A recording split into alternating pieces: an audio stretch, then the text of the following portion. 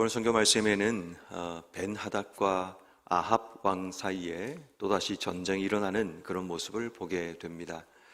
시작은 1절 말씀처럼 벤하닷이 군대를 모으고 왕 32명이 그와 함께 있고 말과 병거들이 있어서 사마리아를 에워싸고 그것을 치는 일이 벌어지게 됩니다. 아마도 이 벤하닷이라는 이름이 아람의 모든 지역들을 통괄하는 왕의 명칭인 것 같습니다. 그래서 거대한 군대를 이끌고 사마리아를 치기 위해 지금 몰려들고 있는 이런 상황을 맞이하게 된 아합의 모습을 우린 발견하게 됩니다. 그 상황 가운데 이제 아주 무리한 요구를 이제 이 벤하닷이 아합에게 하게 됩니다. 그 내용은 3절 말씀처럼 은금은 내 것이요 내 아내와 내 자녀들의 아름다운 자조 내 것이다 라고 말을 합니다. 다시 말해 그들의 모든 것을 빼앗겠다라는 그런 이야기를 지금 하고 있는 겁니다. 그때 아합은 어쩔 수 없는 굴욕적인 수용을 그들 가운데 하게 되죠. 4절 말씀처럼 말씀과 같이 나와 내 것은 다 왕의 것이니라 라고 이야기를 합니다. 하나님을 섬기며 하나님을 주인으로 삼고 살아가는 이스라엘이었지만 자신들이 힘이 없다는 이유 때문에 그들은 굴욕적인 수용을 하고 있는 모습을 발견하게 됩니다. 결국 하나님이 그들 삶의 주인 되지 못하는 자들의 인생은 세상의 다른 것들이 그들의 인생의 주인 되는 모습들을 우리는 이 아합을 통해 발견하게 됩니다. 우리가 잘 아는 것처럼 아합은 약한 자에게는 강한 자였습니다. 그렇지만 강한 자에게는 굴욕적으로 엎드리는 그런 모습을 보며 기회적인 그런 모습을 우린 발견하게 됩니다. 그렇지만 이 벤하닷이 더욱더 욕심을 내기 시작합니다. 그 정도로 충분했지만 이 벤하닷도 어떤 의미에서 교만한 자였기 때문에 그의 삶이 그 정도로 용납하지 않고 다시 사신을 보내어서 6절 말씀에 이렇게 말합니다. 내일 이맘때에 내가 내 신하들을 내게 보내리니 그들이 내 집과 내 신하들의 집을 수색하여 내 눈이 기뻐하는 것을 그들의 손으로 잡아 가져가리라 라고 얘기합니다. 은금과 왕에 속한 것들 가져가겠다라고 얘기를 해서 이 아합이 수용을 하게 되자 더 강력한 것을 요구합니다. 이제는 신하들의 집에 있는 모든 것을 내가 거두어 가겠다라는 그런 요구를 하게 됩니다. 여러분, 사람의 욕심이라는 것이 얼마나 끝이 없는지, 뭔가를 하나 요구를 했다가 그 요구를 받아들이면 더 강력한 것, 더 큰 것을 요구하고 있는 그런 사람들의 욕심과 욕망들을 우린 여기서 찾아보게 됩니다. 물론 벤하닷이 이끌고 오는 군대 수가 많고 또 여러 나라가 연합된 그런 군대 수장이기도 하지만 그의 욕심이 얼마나 끝이 없는지, 왕궁에 있는 모든 것을 빼앗아 가겠다라는 그의 욕망이 그것으로 충분하지 않고 이제는 이스라엘 전역을 그가 노략질을 하겠다는 그런 의사를 드러내게 됩니다. 이런 사실을 맞이하게 되었을 때 더 이상 아합은 자기 안에서 문제를 해결할 것이라 생각하며 굴욕적으로 수용하고 나갔다가 이 문제가 점점 커지게 되자 아합이 더 이상 이것은 자기 혼자 힘으로 할 수 없음을 알게 됩니다. 그래서 장로들을 불러서 이 상황을 이야기를 하게 됩니다. 그러자 장로들은 절대로 그렇게 하지 말라고 거절의 의사를 표현하라고 그에게 푸시를 하게 됩니다.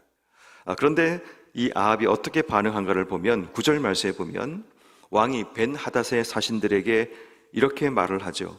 왕이 처음에 보내 종에게 구하신 것은 다 그대로 하느니와 이것은 내가 할 수 없나이다 라고 거절을 합니다.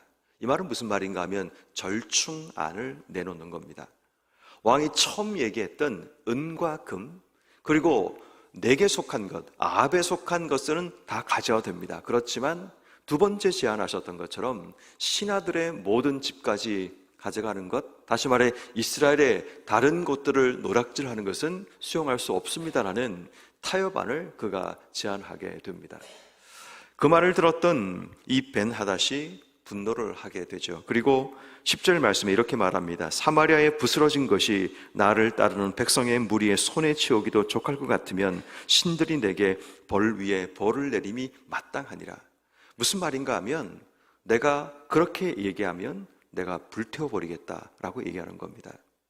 다시 말해 여기서 말하는 부스러진 것이라는 것은 불태운 재라든지 먼지 아니면 티끌 같은 것을 이야기합니다. 너희들을 다 불태우고 난 뒤에 그 티끌을 우리 각 군사들이 한 줌씩 가져가서 모자란다 라고 얘기하면서 강력한 그의 의지를 드러내게 됩니다. 마치 자신이 하나님인 것처럼 자신의 힘과 자신의 군대 수를 믿고 지금 도발하고 있는 모습을 보게 됩니다. 자, 이쯤 되니까 11절 말씀에 이스라엘 왕 아합이 이제 태도가 바뀌어집니다.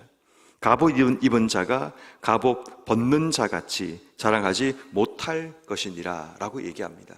싸움은 해봐야 결과를 아는 거지 싸우기 전에 결과를 알 수 없다라는 유명한 속담을 인용하면서 결사항전을 지금 다짐하고 있는 모습을 보게 됩니다. 여러분, 이렇게 이제 스토리는 흘러가게 되고 이제 결국 12절 말씀에 벤하닷이 치라는 명령과 함께 이제 공격하는 그런 내용들이 등장하게 됩니다. 자, 근데 우리가 여기에서 주목해야 될 중요한 것은 뭐냐 하면 이미 우리가 지난 시간 말씀을 통해 읽은 것처럼 이 벤하닷이라는 사람과 아합이라는 사람은 하나님께서 이미 그들을 버렸던 사람입니다.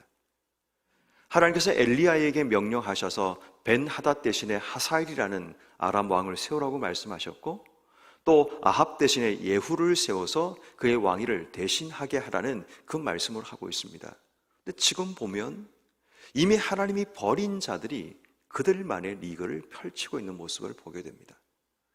마치 그들이 역사의 주인공인 것처럼 그들이 뭔가 할 수 있는 것처럼 하나님이 그들 속에 없는 자들이 자신들이 뭔가를 하기 위해 서로 아웅대고 다투면서 갈등하고 싸우고 있는 그런 모습을 보게 됩니다. 이미 버린 자들인데 하나님께서 그들과 함께 더 이상 역사하지 않겠다고 말씀하셨는데 그들은 여전히 자신이 뭔가를 할 수 있는 것처럼 자신이 이 땅 속에 뭔가를 쥐고 있는 것처럼 뭔가를 싸워서 얻으려고 하고 자신들의 욕망을 이 땅 속에 드러내고 있는 그런 모습을 드러내고 있음을 보게 됩니다. 여러분, 우리의 모습을 돌아봐야 됩니다. 지금 우리의 삶에 간과하고 있는 것은 지금 내가 이 땅을 소유하느냐, 뭔가를 얻느냐, 조금 더 욕심을 내어서 전리품을 더 가지느냐, 이게 중요한 것이 아니라 지금 하나님이 나를 향해 어떤 계획이 있느냐가 더 중요하다는 겁니다. 하나님의 계획을 보지 못하는 인생들의 모습이 지금 내게 있는 것을 지키려고 애를 쓰고 있거나 아니면 나는 이미 버려진 자임에도 불구하고 뭔가를 얻으려고 하는 욕심과 욕망 가운데 사로잡혀서 끊임없이 싸우고 전쟁하고 있는 그런 모습을 보이거나 여러분, 우리의 모습이 그렇게 인생의 삶을 살아갈 수도 있다는 것을 기억해야 됩니다. 지금 하나님의 계획이 어디 있는가를 묻지 않고 늘 내 삶만 집중하게 되면 결국 우리는 이 벤하닷처럼 아합처럼 그렇게 인생의 삶을 살아갈 수 있습니다. 하나님의 계획 속에 이제는 버려진 자, 이제는 사라져버린 자들이 자기만의 리그 속에서 뭔가를 얻으려고 아둥바둥대면서 뭔가 싸우고 있는 그 모습을 보면서 우리는 안타까움을 느끼게 됩니다. 그러므로 오늘 이 새벽에 우리가 하나님 앞에 기도해야 될 중요한 것은 지금 나를 향하신 하나님의 계획이 어떤 것인가를 우리는 물어야 됩니다.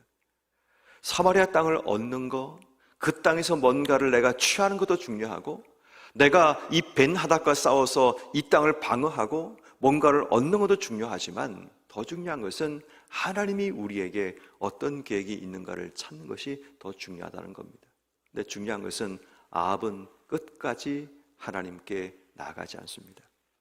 자기 힘으로 절대로 아합을, 이 벤하닷을 이겨낼 수 없지만 굴욕적인 수용을 통해서 문제를 해결하려고 하거나 아무런 대책도 없이 결사항전이라는 그런 방법으로 싸우고 있는 이 아합의 뒤에는 하나님이 전혀 보이지 않는다는 겁니다.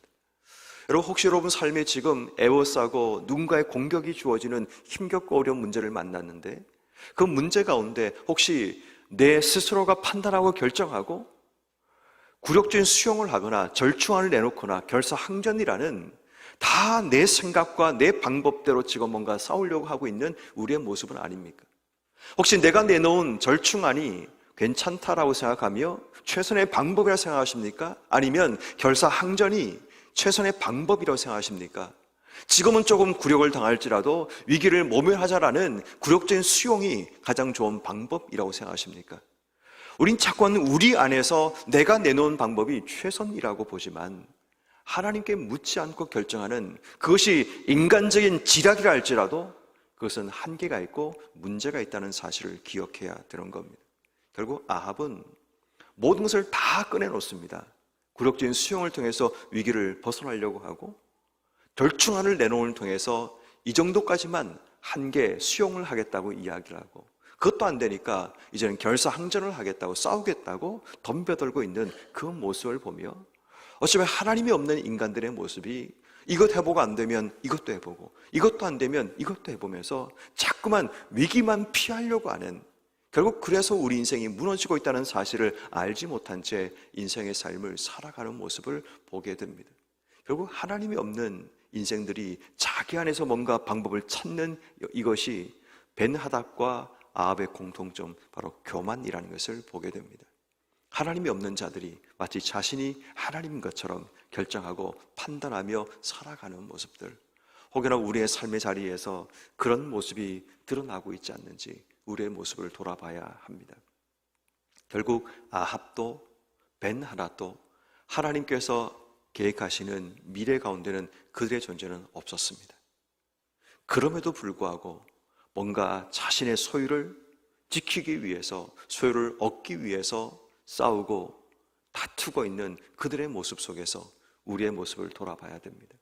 우리를 향하신 하나님의 계획이 어디 있는지, 또 내가 이 상황 가운데 어떻게 반응하는 것이 하나님 보시기에 옳은 반응인지 오늘 우리는 기도하면서 우리의 삶에도 이러한 상황이 찾아올 수 있습니다. 내가 감당할 수 없는 적들의 포로와 적들의 공격과 또 우리를 애워싸는 그런 위기와 어려움을 맞이할 때 우리는 어떻게 문제를 풀어가야 되는지 우리의 삶을 한번 돌아보면서 오늘 이 새벽에 하나님, 내 인생 가운데 나만의 리그로 인생의 삶을 사는 것이 아니라 하나님께서 계획하신 바로 필드 위에서 주의 뜻을 행할 수 있는 우리의 삶이 되게 해주시기를 우린 기도해야 됩니다. 분명 한 가지, 이스라엘은 아무리 아합이 악한 왕이라 할지라도 하나님의 땅이고 하나님의 주권 속에 있는 영역입니다. 이 말은 다시 말해 우리의 삶이, 비록 내 삶이 하나님 보시기에 아무리 제대로 살지 못할지라도 우리의 삶이 하나님의 소유라면, 하나님의 주권과 다스림이 있는 존재라면 오늘 다시 우리의 삶이 하나님 앞에 엎드리고 우리 문제와 어려움 가운데 하나님의 도우심을 구하는 여러분 모두가 되셔서 문제를 풀어내시는 하나님의 손길을 통해 여러분 삶에 다시 한번 회복의 은혜가 있기를 주님의 이름으로 축원합니다.